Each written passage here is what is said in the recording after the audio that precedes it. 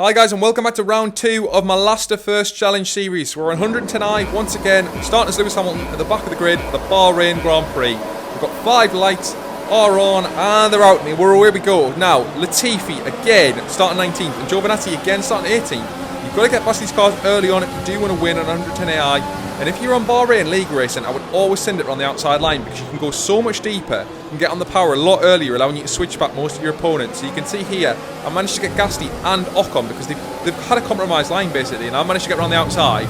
The other one I'm going to get is Kevin Magnussen. Because he's on the inside, he's going to have to brake quite early, and it leaves him here. He hasn't got the right trajectory to get a good exit from the corner, so I can get past him in just 2 or 3 corners. I'm up into P12.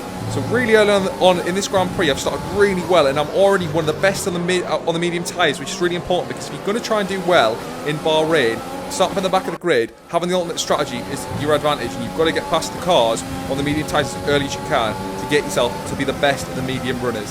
Now I've got Vettel and Kvyat up ahead. Kvyat is the best of the medium runners so far, I believe, but I need to get past Vettel because I know this Ferrari's not very quick on this game. I give him a little bit of a love tap there. I didn't realise how early he was going to brake, but it's all about trying to get the manoeuvre coming up into turn 3 and 4. So you can see he's not really covering off the inside too much, and I can see an opportunity there, so I just send it down his inside. Again, I haven't got the best line here, but because I've got in the power quite early, I have left Vettel enough space. I used a little bit of ERS, and it's just enough to get me in front. Obviously, I've got the better car, I've got the car advantage coming out the corner, and that was really important. Now, this is about setting Kvyat up. I've just compromised his line just a little bit, because he's had to defend from me. He thought we were going to come this inside, and what that's done is it's just left me less than 2/10 away coming into the straight. I don't want to use too much ERS because I've used quite a bit early on. We're only on lap 3, and I'm down to under 50% ERS. So I just ease off this just a little bit coming into the end of the corner, and I'll brake really late. Now at this point, you've covered him off completely. There was nothing you could do. He couldn't fight back through, and I managed to get past into P10, so I'm now the best of the medium runners. Now we're on lap 6. The guys on the soft tyres are starting to die. You can see that if their tyres are starting to die, so you can see that they're struggling. Leclerc's struggling and Sainz is struggling. So it's about trying to get past them as quickly as I can. Once again, I managed to switch back to Charles Leclerc. I leave him enough space, but we're up this inside, and there's nothing you can do. I'm on the DRS. He's dropped now. Obviously, my medium tyres are starting to come into their own. I can go to around about lap 13 or 14. These are only going to go around about 1 or 2 more laps. So I've got to pick these off as quick as I can. I know Sainz is going to struggle later on in the race, so it's important that I get this move done as quick as I can. Now I see an opportunity coming down the third DRS zone of the lap actually, and I really think I can maybe go around Sainz's outside, but you can see here I'm just going a little bit too deep, and all that does is it allows Sainz to come back up my inside. So I'm going to try and fight it. I use a little bit of ERS, but Sainz gives me a touch there, and I don't want to risk it. I don't want to lose a wing. I know how dangerous that corner is, and if anyone's done league racing or played the F1 2020 game, you'll all know how dangerous that curve can be. You spin off into the wall, you lose a wing, and your race is pretty much over. So I leave it.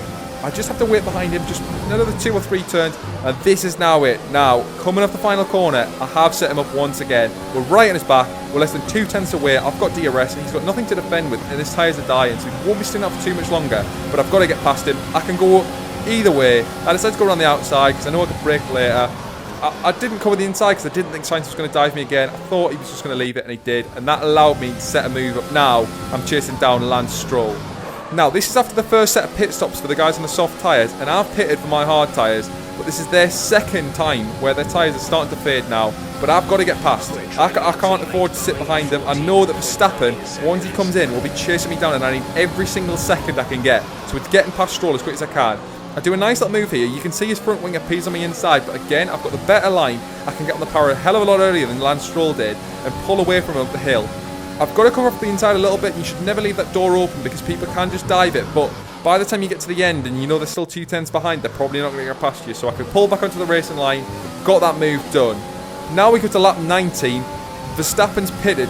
They went medium, which they don't usually do in Bahrain. Usually it's soft, medium. But they went medium. Verstappen's on really fresh tyres here, and he goes for a lunge up the inside. I have to try and just hang around the outside. I can't afford to compromise this, but I can't afford to just let him go. I really wanted to race him all the way in because I still believe I can win this race, and I managed to hold in that position, but you can see that I'm struggling. I've got around about 50% ERS, but I've had these tyres on for around about 6 laps, and he only had his mediums on for around about 2 or 3, so he was on much fresher tyres and a softer compound, so it was giving him a huge advantage. Now here I wasn't using too much ERS at the start of the straight, and I decided to turn it off halfway up because I was just going to try and save it and brake late. But Verstappen's almost a full car length enemy, but he doesn't quite cover me off, and I managed to again switch back. I get the better traction coming out the corner. I leave him just enough space and he gets ahead of me. But more importantly, I had the DRS because I was behind at the end of the strip where the DRS zone, the DRS activation line is. So I've managed to get past him once again. We've managed to hold on, but you can see I'm clinging on. Verstappen is all over the back of me, and on lap 21, Verstappen's now just 2 tenths behind me. Every lap it was ticking down just a little bit. Coming into that straight, he was 4 tenths behind, 3 tenths behind, and then 2 tenths behind on this lap. I didn't cover the inside of all the way, and this time round, the AI just does something a little bit more noticeable. You can see he just breaks a tiny bit later, but he managed to get a full car length ahead of me. I couldn't do the same move that I pulled off in the last 2 laps, and that was the last I saw of Max Verstappen. I just couldn't get back round it. His car was so quick in a straight line. I couldn't stick with him to the DRS zones, and suddenly I was struggling. I was left for dead. You can see on the lap 29, we're now on the final lap of the race. I'm 6.3 seconds down.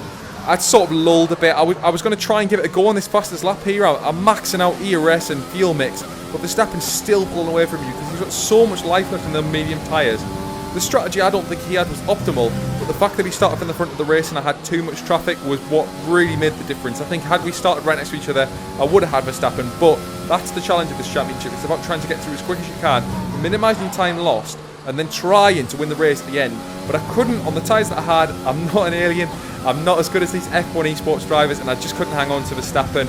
So in this race, I fall up short. I did think Bahrain was going to be one of them that I did think I could win, but it didn't happen today, and I couldn't get past him. Let me know in the comments which race you think is going to be the first one that I will win from the back of the grid.